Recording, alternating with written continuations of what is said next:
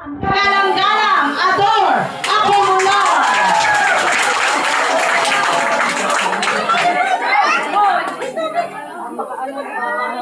Okay, mga bilis na ito.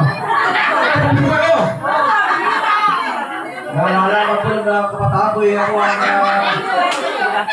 pero biro lang ko yun. Sa lahi namin yun.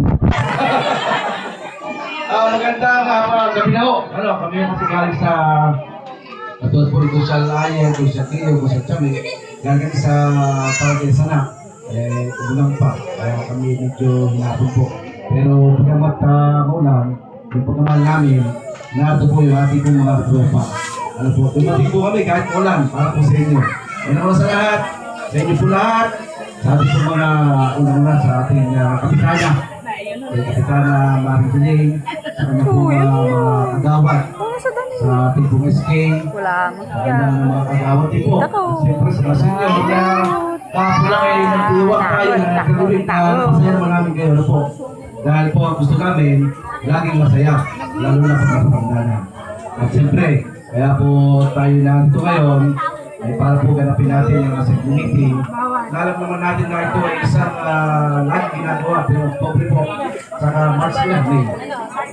March na. Ano na, Ninang? Kahit bote. Mahaba-haba pa naman ang proseso ng pagtula. Saan yun? Ayos. At ilan po yan, hindi po na malaman ang inyong kahinain kung bakit sa po.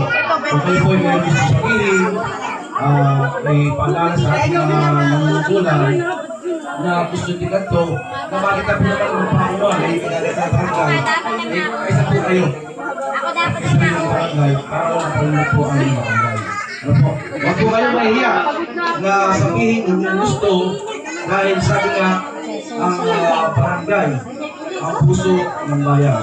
Yan po ang isang isang barangay ay maas po.